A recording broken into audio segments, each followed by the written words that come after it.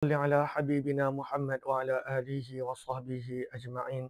اللهم صل على حبيبنا محمد وعلى آله وصحبه أجمعين. اللهم صل على حبيبنا محمد وعلى آله وصحبه أجمعين. بسم الله الرحمن الرحيم. السلام عليكم ورحمة الله وبركاته. بسم الله الحمد لله والصلاة والسلام على حبيب الله نبينا محمد بن عبد الله وعلى آله وصحبه ومن والاه. سبحانك لا علم لنا إلا ما علمتنا إنك أنت العليم الحكيم ولا حول ولا قوة إلا بالله العلي العظيم. اللهم رب اشرح لنا صدورنا. Ya Allah, lapangkanlah hati-hati kami. Wa yassir lana umurana. Permudahkanlah segala urusan kami. Wahlul 'uqdatam min alsinatina. Bukakanlah ya Allah apa jua ikatan jika ada pada lidah-lidah kami. Yafqahu aqwalana, agar boleh difahami segala tutur bicara kami. Allahumma faqqihna fid din. Ya Allah, berikanlah kepada kami pemahaman di dalam urusan agama. Wa'allimna ta'wil, ajarkanlah kepada kami pemahaman Al-Quran. Allahumma inna nas'aluka ilman nafi'a. Ya Allah, kami memohon kepadamu ilmu yang bermanfaat. Wa rizqan wasi'an tayyibah, rezeki yang luas, melimpah ruah, lagi halal, bersih, suci. Wa amalan mutaqabbala, amalan yang engkau sentiasa terima daripada kami. Wa syifaan min kulli da', dan sembuh daripada segala jenis penyakit. Amin ya rabbal alamin. Ahlan-ahlan kepada semua Haifa Najwa, Nani Mamat, ahlan-ahlan Habibah S. Begitu juga sahabat-sahabat lain yang saya nampak di ruangan komen, dapur dan juga semua yang lain. Di ruangan FB, ahlan-ahlan Abu Bakal Jenazah, Tuan Fauzan Muhammad, Suhana Syuhada, Fatimah Azhara, Bakal Jenazah dan juga semua yang lain. Apa khabar semua? Seperti biasa setiap malam sebelum kita melelapkan mata, kita nak dengar sedikit, nak berkongsi sedikit tentang kekasih Allah dan kekasih setiap orang beriman, baginda Nabi Muhammad bin Abdullah sallallahu alaihi wasallam. Saya menyeru kepada sahabat-sahabat sambil kita mendengar sirah Nabi, dan kita jadikan sebagai rujukan kitab Ar-Rahiqul Maktum sebagai rujukan, dan kita baca daripada kitab ini. Sambil-sambil itu perbanyakkanlah selawat. Tidak rugi orang yang selawat. Sebaliknya, orang yang mendengar nama Nabi SAW dan tidak berselawat, itulah dipanggil sebagai orang yang bakhil oleh Nabi.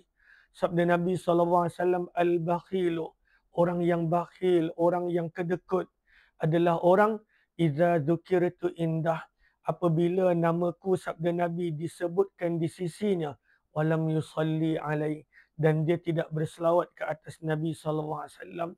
Dan setiap selawat besar pahala, besar ganjaran, diangkat darjat dan kedudukan, dan dalam sebahagian riwayat diampunkan dosa-dosa. Maka perbanyakkanlah kita berselawat insya-Allah. Ahlan-ahlan kepada semua. Kita dah tiba pada muka surat 479 daripada kitab Sirah Nabawiyah Ar-Rahiqul Maktum karangan Syekh Safiyur Rahman Al-Mubarakfuri. Kita berada pada saat Nabi berada pada tahun yang ketiga Hijrah. Nabi baru selesai daripada peperangan Uhud. Selepas daripada Uhud, berlanjutan peperangan Hamra'ul Asad, cuma tidak berlaku perang. Maka selepas daripada peristiwa Hamra'ul Asad, Nabi kekal berada di Hamra'ul Asad selama 3 hari. Kata penulis kitab, Nabi SAW terus menetap di Hamra'ul Asad. Maka berapa jauh Hamra'ul Asad daripada Madinah? Kita telah baca pada muka surat 476, perenggan yang kedua. Maka Hamra'ul Asad terletak 8 batu daripada bumi Madinah. Zaman tersebut punya Madinah. Zaman kita Madinah dah luas. Madinah dah besar. Maka Nabi SAW berada di Hamra'ul Asad selama 3 hari. Dan ini bukanlah kali pertama Nabi melakukan begitu. banyak peperangan. Nabi SAW akan berada di tempat itu setelah selesai perang selama 3 hari. Badar contohnya. Dan juga banyak lagi peperangan yang lain. Maka antara cara Nabi setelah daripada selesai perang ataupun kalau tak berlaku perang sekalipun, Nabi akan kekal di situ selama 3 hari. Khawatir musuh akan berpatah balik, musuh ada rencana yang lain. Maka ini adalah sifat berhati-hatinya Nabi sallallahu alaihi wasallam. Maka Uhud berlaku pada hari Sabtu. Hamra'ul Asad berlaku pada hari Ahad. Dan kemudian ini berlaku pada hari Isnin, Selasa dan Rabu. Nabi kekal berada di Hamra'ul Asad. Kata penulis kitab, Nabi SAW kekal berada di Hamra'ul Asad pada hari Isnin, Selasa dan Rabu, iaitu 10, 11 dan 12 Syawal tahun yang ketiga Hijrah. Maka 3 hari Nabi kekal berada di Hamra'ul Asad setelah daripada orang Quraisy tak nak berpatah balik.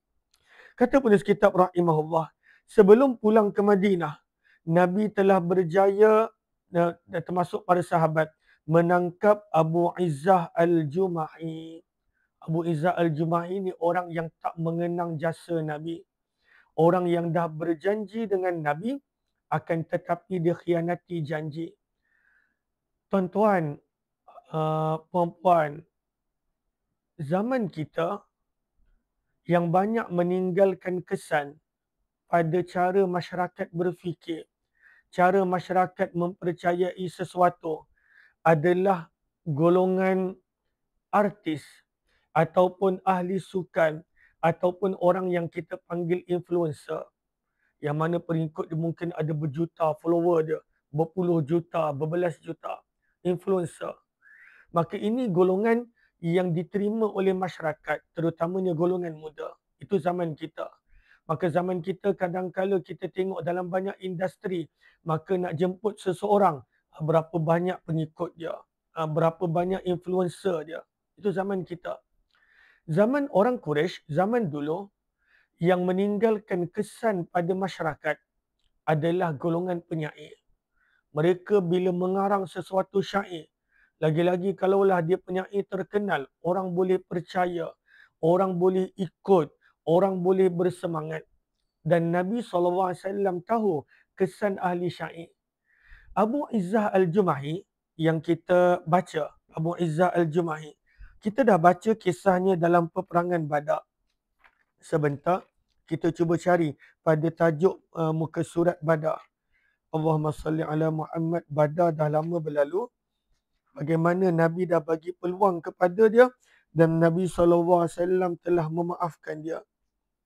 Allahumma salli ala Muhammad wa ala alihi wa sahbihi ajma'in. Okey, muka surat 382. Pada muka surat 382, Abu Izzah Al-Jumahi ni dah kena tangkap dengan Nabi dalam Badar pada tahun yang kedua Hijrah. Dah kena tangkap. Dia terlibat dalam perang. Maka Nabi SAW ketika itu memang membenarkan tawanan dibebas tapi kena membayar tebusan. Abu Izzah ni Nabi kata tak payah bayar tebusan. Cuma dia kena berjanji dengan Nabi satu benda je. Apa yang dia kena berjanji dengan Nabi SAW? Dia kena berjanji yang dia tak akan gunakan syair dia untuk menyerang Nabi. Sebab zaman tersebut syair meninggalkan kesan. Orang pada waktu itu mempercayai syair, mengikuti syair. Lagi-lagi antara benda yang senang viral zaman dulu adalah syair-syair dan sebagainya. Maka Nabi bebaskan dia percuma. Tak ada tebusan dan dia berjanji dengan Nabi dia tidak akan gunakan syairnya untuk menyerang Nabi. Dia tidak akan ikut mana-mana kumpulan untuk memerang Nabi. Itu janji dia dengan Nabi. Tapi apabila pada peristiwa Uhud, bila nak berlaku Uhud, kita boleh baca pada muka surat Uhud. Awalnya muka surat yang ke, Allahumma salli ala Muhammad, muka surat yang ke-422. Bila orang Quraisy tawarkan duit kepada Abu Izzah. Abu Izzah dah janji takkan gunakan syair dia, lidah dia untuk menyerang Nabi. Akan tetapi apabila orang Quraisy tawarkan duit dalam jumlah yang banyak supaya Abu Izzah karang dan buat syair-syair untuk menaikkan semangat orang Arab menyerang Nabi, melawan Nabi, mengangkat senjata memusuhi Nabi, maka dia telah gunakan kepakarannya dalam bidang syair untuk influence manusia untuk menyerang Nabi SAW dan orang Arab bangkit. Sebab itu dalam peperangan Badar jumlah tentera Quraisy adalah lebih kurang 1,000. Dalam peperangan Uhud jumlah tentera Quraisy 3,000 orang. Maka ada kesan daripada syair-syair yang Abu Izzah Al-Jumahi gunakan untuk menyerang Nabi SAW. Maka ketika mana selepas perang Uhud, Nabi berjaya tangkap dia. Dan kali ini Nabi tak bagi peluang. Sebab dia khianat kepada Nabi SAW. Khianat kepada janji yang dia buat. Kata penulis kitab, maka Nabi berjaya menangkap Abu Izzah Al-Jumahi.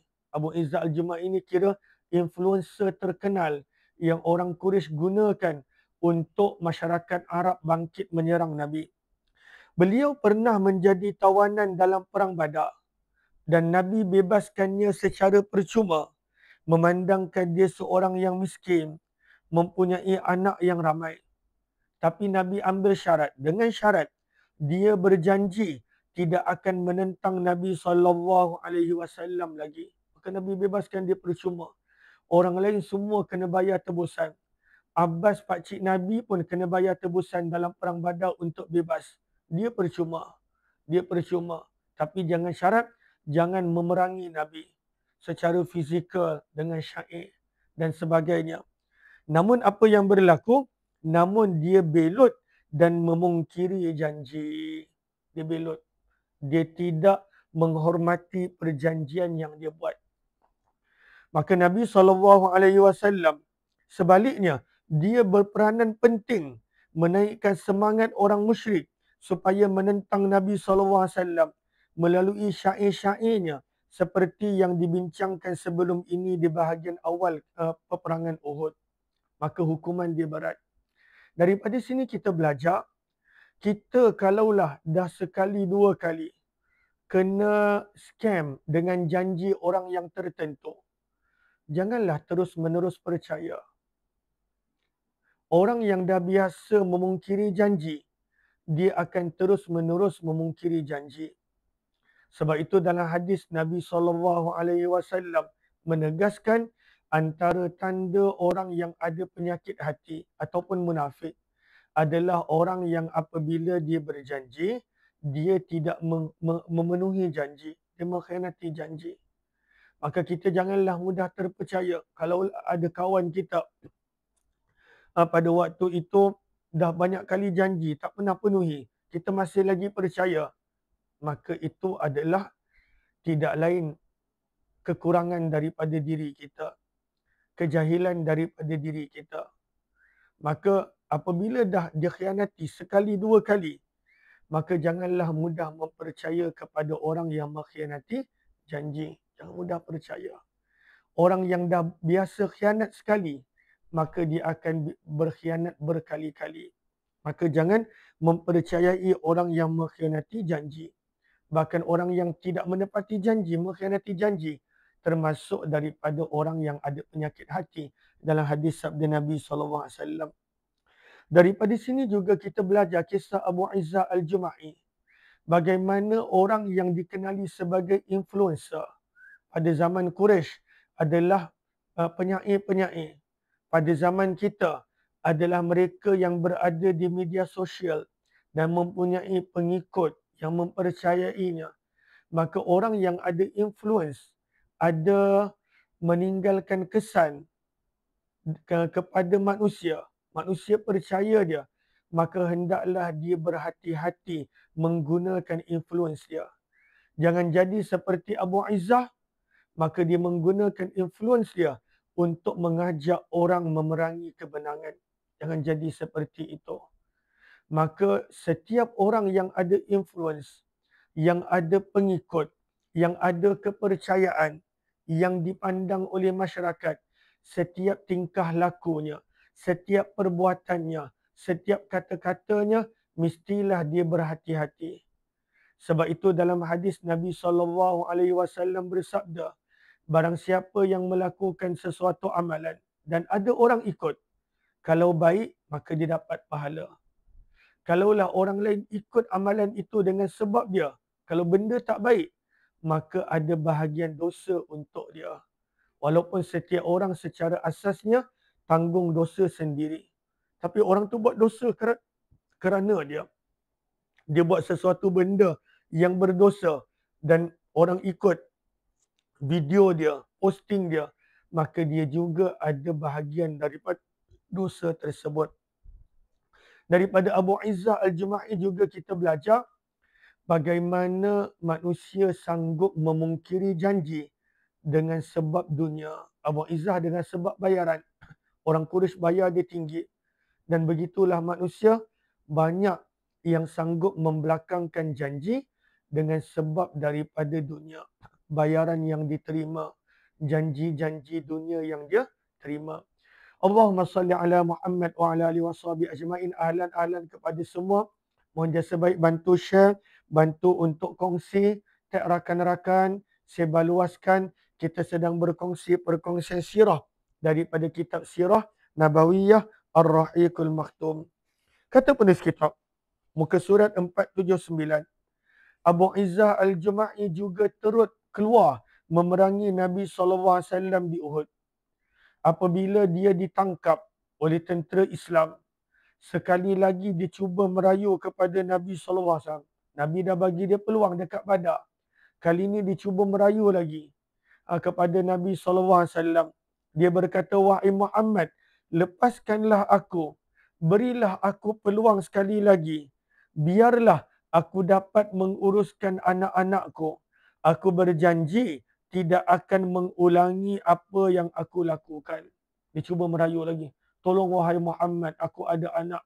Tolong Muhammad, aku dah tak buat dah apa yang aku buat. Walhal kesan daripada Abu Izzah, tentera Islam kehilangan 70 nyawa dalam peperangan Uhud. 70 nyawa terkorban. Atia, Aisyah, duduk luar Aisyah. Allahumma salli ala, pergi baca kat luar. Adik panggil. Allahumma salli ala Muhammad wa ala alihi washabihi ajma'in. Ahlan. Tak tidur lagi anak-anak saya. Jadi Allahumma salli ala sayyidina Muhammad. Maka dia merayu sekali lagi. Adakah Nabi terima rayuan dia? Sebab dia dah khianat. Lagi-lagi kesan pengkhianatan dia besar. 70 tentera Islam terkorban. 70 bukan jumlah yang sedikit. Maka dia merayu lagi. Dia kata, kesian aku wahai Muhammad. Aku berjanji aku tak akan gunakan lagi syair-syair aku untuk menyerang kamu. Aku tak akan terlibat dalam perang. Aku ada anak, macam-macam rayuan dia. Maka apa jawapan Nabi? Nabi SAW bersabda, tidak. Nanti kamu akan menepuk dua belah pipimu apabila sampai di Mekah dan kamu akan mengatakan, aku berjaya menipu Muhammad 2 kali. Nabi kata tak boleh. Pengkhianatan ni besar sangat. Pengkhianatan melalui peperangan. Maka Nabi kata tak boleh. Kalaulah engkau aku bebaskan, nescaya engkau akan beritahu semua orang Quraisy, oh Muhammad dah kena tipu sampai 2 kali. Dia masih bebaskan aku. Maka Nabi tak maafkan dia kali kedua. Sebab kesan dia sangat besar daripada syair-syair yang dia guna untuk menyerang Nabi SAW. Daripada sini kita belajar perlu ada ketegasan pada waktu yang perlu tegas. Perlu ada ketegasan. Kalaulah tidak akan dipijak-pijak. Kalaulah tidak akan diejek-ejek. Kalaulah tidak orang akan kata, alah nanti dia tarik balik kata-kata dia. Maka Nabi kata tak boleh. Kali ini tidak ada maaf. Kerana kalaulah tidak, engkau akan canangkan di kota Mekah, Muhammad aku berjaya perdaya dan tipu sebanyak 2 kali. Perlu tegas pada saat yang perlu tegas. Lagi-lagi apabila melibatkan perkara-perkara yang mendatangkan mudarat kepada umum, maka perlukan ketegasan. Maka berlemah lembut pada saat yang tidak perlu akan membuka banyak jalan kerosakan. Bila berlemah lembut pada saat yang tak perlu, maka banyak membuka jalan-jalan kerosakan. Sebab orang tu tahu, alah, tak kena hukum punya. Nanti bagilah satu dua alasan, nanti lepas. Semua tahu, contoh. Maka pada waktu itu manusia akan ambil kesempatan. Dan banyak kali berlaku. Banyak kali berlaku. Maka Nabi SAW kali ini Nabi tak bagi dia peluang. Maka Nabi berkata, tidak. Nanti kamu akan balik ke Mekah dan berkata, aku berjaya menipu Muhammad 2 kali. Maka Nabi bersabda, la yuldagul mu'min min juhrin wahidin marratain. Inilah prinsip yang kita patut pegang. La yuldagul mu'min min juhrin wahidin marratain, sabda Nabi. Sabda Nabi, orang beriman tidak sepatutnya disengat 2 kali daripada lubang yang sama. Contoh, kita tahu dekat jalan ni ada lubang yang ada binatang bisa. Kita dah tahu dah, kena sengat sekali. Kalaulah kita pergi kat situ kena sengat kali kedua daripada lubang yang sama, itu menunjukkan kita tidak menggunakan akal untuk berfikir. Dan orang beriman tak sepatutnya begitu. Ada orang yang kadang-kala, Masya Allah, dia dah kena scam dengan orang yang sama sekali. Kena scam lagi kali kedua, orang yang sama. Kali ketiga, orang yang sama. Orang beriman tak sepatutnya begitu. Kadang-kala ada orang punya lemah lembut, punya baik. Dia dah tahu dah kawan ni setiap bulan nak pinjam tak bayar-bayar. Sebulan dia pinjamlah sikit. Nanti hujung bulan aku bayar. Dah bertahun-tahun mungkin macam tu. Setahun ada 12 bulan, 12 kali. Kali dengan beberapa tahun. Dia masih lagi bagi pinjam. Maka itu adalah tanda orang yang tak cerdik. Orang beriman tak mudah kena perdaya. Sebab itu Nabi bersabda, la yuldagul mu'min. Orang beriman takkan kena sengat min juhrin wahidin, daripada satu lubang yang sama, marratain 2 kali. Tak sepatutnya dia kena scam 2 kali. Tak sepatutnya dia kena tipu daripada cara yang sama, orang yang sama 2 kali. Allahumma salli ala Muhammad. Kemudian Nabi SAW mengarahkan Az-Zubair ibnu Al-Awwam ataupun Asim bin Thabit supaya memancung kepala Abu Izzah. Dia dijatuhkan hukuman mati. Sebab level pengkhianatan dia dahsyat. Dia punya level pengkhianatan adalah pada level mengorbankan nyawa. Dia gunakan syair-syairnya mengajak orang berperang. Pengkhianatannya adalah pada medan peperangan. Maka hukuman dia pun berat. Maka dibunuh, dipancung sampai mati. Itu juga yang berlaku kepada orang-orang Yahudi, orang Yahud, Banu Quraizah. Mereka khianat Nabi pada waktu perang. Pada perang Ahzab dan Khandaq. Maka hukuman mereka yang dijatuhkan oleh Sa'ad bin Mu'az adalah dipancung mereka yang terlibat. Ketegasan perlu pada tempat yang perlu tegas. Dan orang beriman tak sepatutnya mudah diperdaya. Tak sepatutnya. Kadang-kala ada orang macam mana boleh kena perdaya beberapa kali. Kadang-kala dia kena perdaya dengan orang yang sama. Taktik yang sama. Cara yang sama. Masih lagi kena perdaya. Maka orang beriman tak sepatutnya begitu. Orang beriman, dia tak sepatutnya mudah untuk diperdaya. Maka dijatuhkan hukuman pancung sampai mati kepada Abu Izzah Al-Jumahi. Orang yang bertanggungjawab menggunakan influence dia, syair-syairnya untuk menggalakkan orang Quraisy, menjadikan orang Quraisy bersemangat memerangi Nabi SAW. Kata penulis kitab, Nabi SAW juga turut menghukum mati seorang perisik Mekah. Orang Mekah pun ada spy. Macam mana Nabi pun ada perisik. Nabi pun ada perisik. Sebab itu kalau kita belajar tentang maghazi Nabi, peperangan Nabi, ada banyak kali perang, Nabi dah tahu musuh nak menyerang sebelum musuh tinggalkan kampung mereka. Nabi dah tahu. Nabi mempunyai intel-intel yang cukup baik. Maka Nabi ada perisik. Maka ada salah seorang perisik Quraisy yang berjaya ditangkap oleh Nabi. Maka siapakah beliau? Muawiyah bin Al-Mughirah bin Abil As, iaitu datuk kepada Abdul Malik bin Marwan. Datuk kepada Abdul Malik bin Marwan ataupun dia punya moyang. Maka nama dia adalah Muawiyah bin Al-Mughirah bin Abil As. Ini atuk sebelah ibu dia. Minta maaf, atuk sebelah ibu dia. Maka Abdul Malik bin Marwan punya ayah adalah Marwan bin Hakam. Marwan bin Hakam. Maka ini adalah daripada sebelah ibu dia. Allahumma salli ala Muhammad. Kata penulis kitab, ini kerana setelah orang musyrikin pulang daripada Uhud, Muawiyah bin Al-Mughirah, dia telah menggunakan alasan untuk berjumpa anak saudaranya Uthman bin Affan dan meminta diberikan perlindungan keamanan.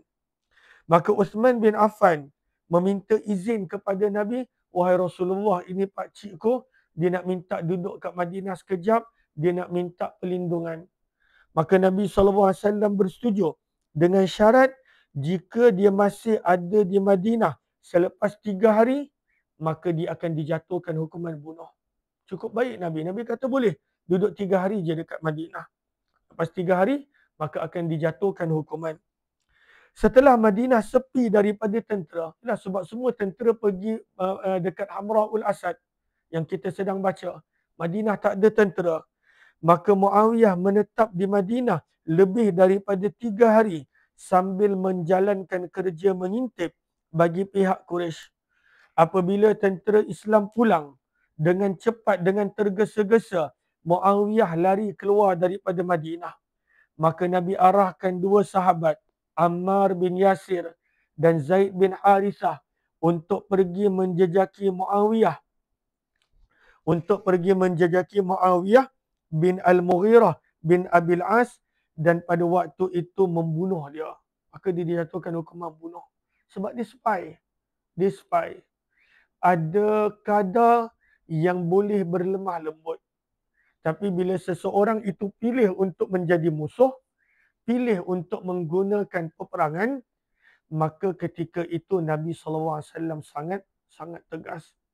Maka dia duduk kat Madinah lebih 3 hari. Dan dia menjalankan kerja intipan bagi pihak Quraisy. Maka bila Nabi balik, dia cuba nak melarikan diri, maka dia telah dibunuh oleh 2 sahabat Nabi yang mengejarnya, Zaid bin Harithah dan Ammar bin Yasir radhiyallahu anhuma. Kata penulis kitab, tidak syak lagi bahawa Hamra'ul Asad bukanlah peperangan yang berasingan dan tersendiri. Hamra'ul Asad dikira sebahagian daripada Uhud dan pelengkap kepada perang Uhud. Ianya adalah salah satu daripada episod-episod perang Uhud. Sebab itu para ulama yang menggabungkan Uhud dengan Hamra'ul Asad, mereka berpendapat tentera Islam tak kalah dalam Uhud. Tentera Islam tak kalah. Sebab Hamra'ul Asad dikira sebahagian daripada Uhud. Bahkan orang Quraisy yang tak berani nak berpatah balik untuk menyerang tentera Islam di Hamra'ul Asad. Maka para ulama sirah yang menggabungkan kedua perang ini berpendapat Uhud bukanlah kekalahan bagi tentera Islam. Walaupun tentera Islam kehilangan ramai tentera, 70 orang berbanding Quraisy yang kehilangan hanya lebih kurang 37 orang. Tetapi Hamra'ul Asad yang dikira sebagai pelengkap menjadi bukti bahawa tentera Islam berani kejar orang Quraisy dan tentera Islam tidak dikira sebagai kalah dalam perang Uhud. Maka inilah peristiwa Hamra'ul Asad. Ada lagi sedikit yang kita akan sambung esok. Cuma daripada sini, antara pengajaran yang kita dapat, bagaimana keberanian para sahabat mengejar tentera Quraisy yang sama, yang telah mencederakan banyak daripada kalangan mereka dalam Uhud. Beraninya para sahabat. Kita juga boleh belajar banyak pengajaran yang kita sebut tadi daripada Abu Izzah Al-Jumahi. Pengkhianatan dia, ketamakan dia, ketegasan Nabi SAW. Ini semua adalah pengajaran untuk kehidupan dan mudah-mudahan adanya ibrah untuk setiap daripada kita. Amin ya rabbal alamin. Terima kasih kepada semua Haifa Najwa, terima kasih kepada semua yang komen, yang share, yang tag rakan-rakan. Moga Allah balas dengan sebaik kebaikan dan ganjaran di FB Fatimah Az-Zahra, Abu dan juga Asyah Hussein. Terima kasih kepada semua. Jumpa esok insya-Allah. Assalamualaikum warahmatullahi wabarakatuh. Sehari kita ada 3 program, 8.30 pagi, 6 petang dan juga 11 malam. Jemput join buat yang berkelapangan. Subhanallahi wa bihamdih.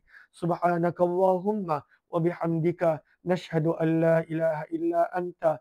Nastaghfiruka wa natubu ilaik. Assalamualaikum warahmatullahi wabarakatuh. Asyhadu gosok gigi dah.